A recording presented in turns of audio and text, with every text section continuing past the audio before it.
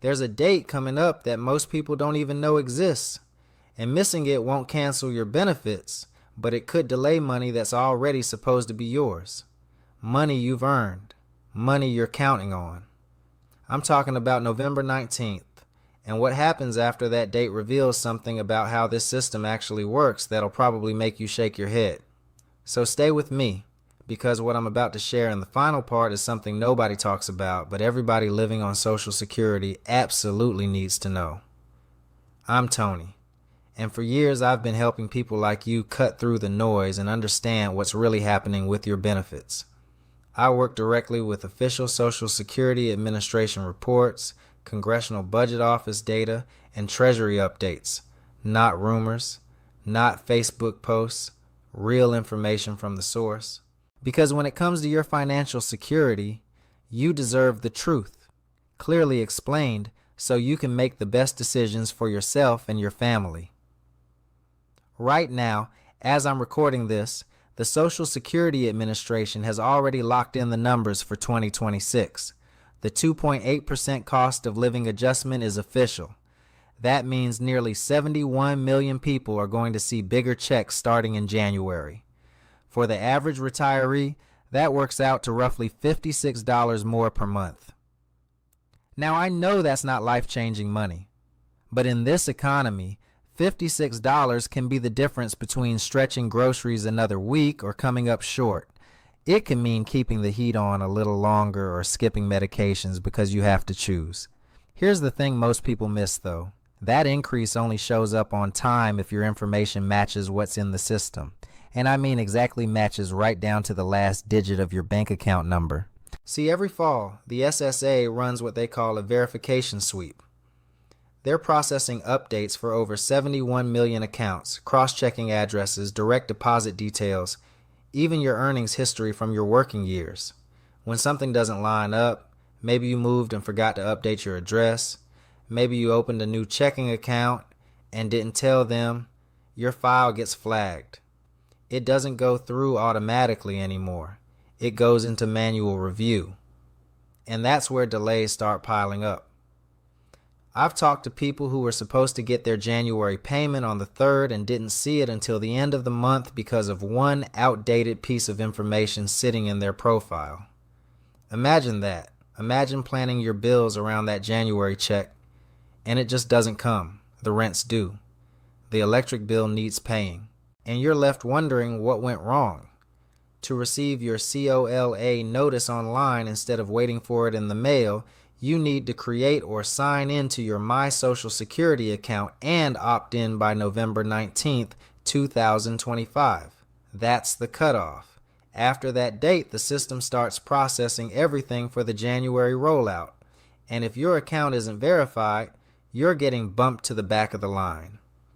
Now look, I want you to comment your age and state down below, because I genuinely want to know who's staying ahead of these updates and who's finding out about this stuff after it's too late. It's always interesting to see which communities are tuned into this and which ones are just hoping everything works itself out. Let me explain what actually happens behind the scenes when you don't update your information.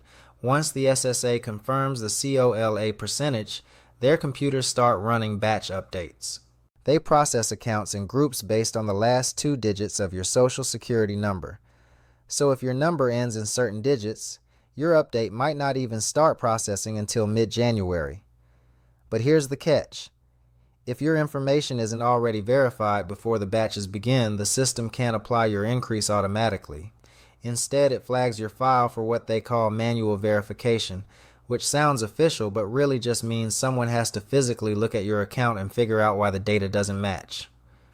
During the holidays, when everyone's taking time off and the offices are running on skeleton crews, that review queue grows longer by the day.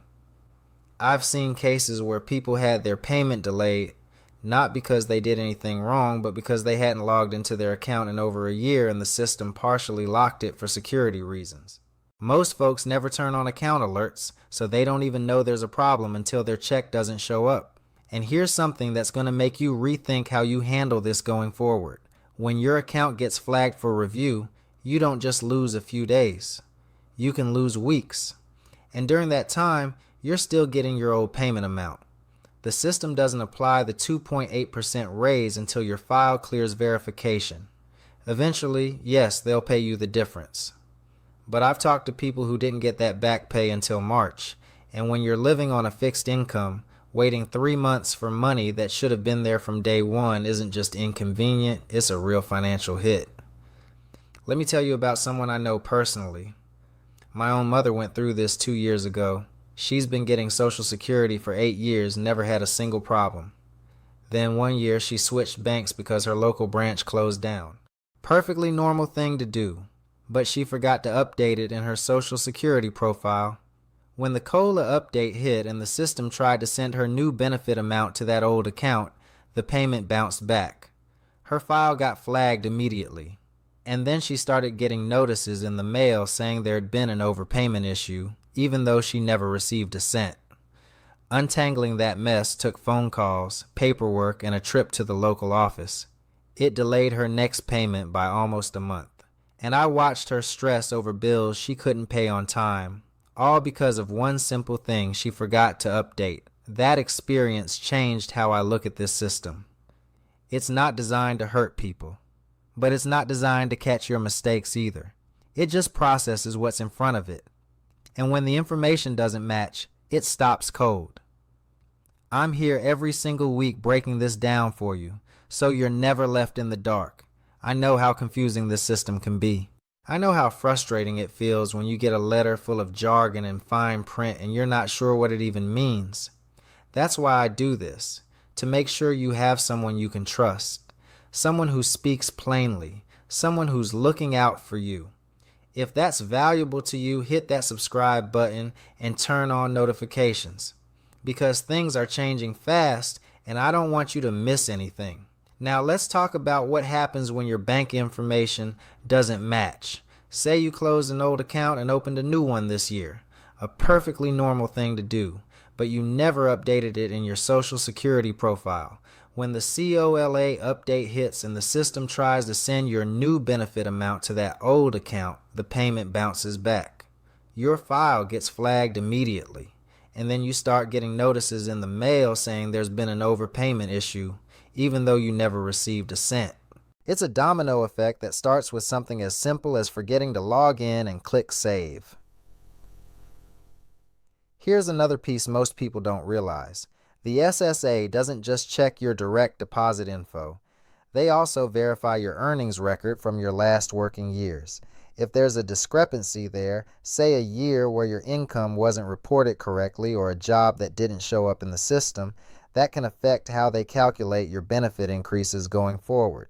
The system bases everything on what's already in your file. If the numbers are wrong and you discover it years later, fixing it becomes this long, frustrating process that involves digging up old tax returns and pay stubs. That's why checking your earnings record now before they lock everything in for 2026 actually matters more than just making sure your address is current. So let's say you decide not to bother with any of this. You figure you've been getting your check every month for years. Why change anything now? I get that thinking. I really do. But here's what you need to understand. Once the Social Security Administration finalizes the COLA for the year, their system runs a massive automated sweep across every single active account in the country. That's over 71 million files being checked line by line. When yours doesn't match up perfectly, the computer doesn't guess. It doesn't fix small errors on its own. It just stops and flags your account.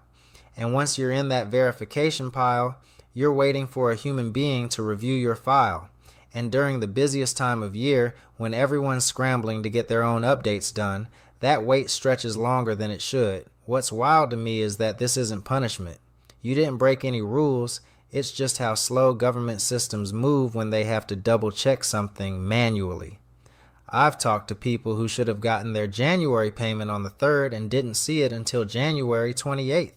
By the time it finally showed up, they'd already missed rent, had to borrow money from family, all because one piece of information in their profile was outdated. Here's how you make sure this doesn't become a yearly scramble.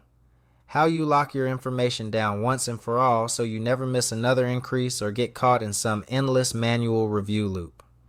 The very first step is logging into your My Social Security account. And if you don't have one yet, it takes less than 10 minutes to create. Once you're inside, check 3 things: your mailing address, your direct deposit numbers, and your earnings record. Make sure everything matches exactly with your current situation. A tiny typo or an outdated routing number can delay your COLA adjustment for weeks. After you've confirmed everything's correct, turn on your SSA notifications. Inside your account, there's a section for Message Center preferences. Activate both email and text alerts. That one setting is like having an early warning system. The system will ping you anytime your account changes or when a new notice gets posted. Most retirees never do this, and that's why they find out about adjustments months late, or worse, after something's already gone wrong.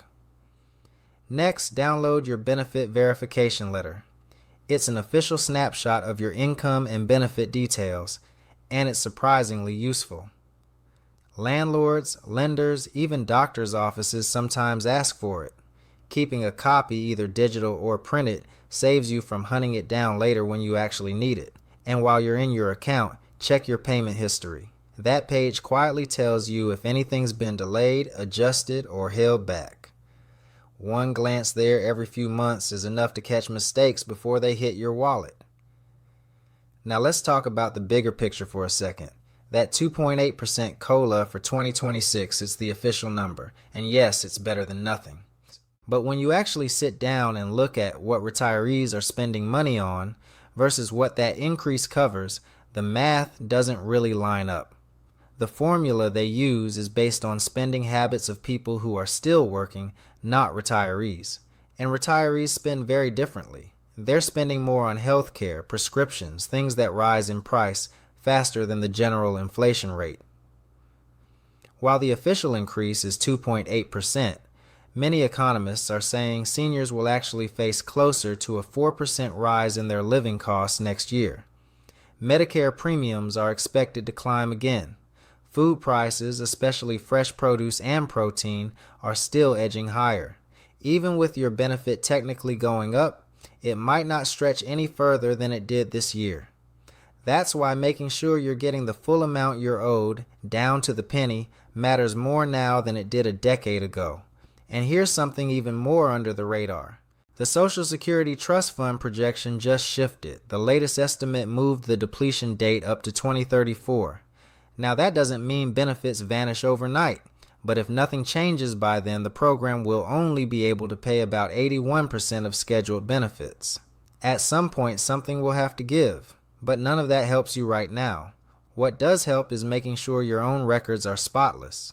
The SSA is also planning to roll out a new 2-factor verification system for logging into your account in 2026.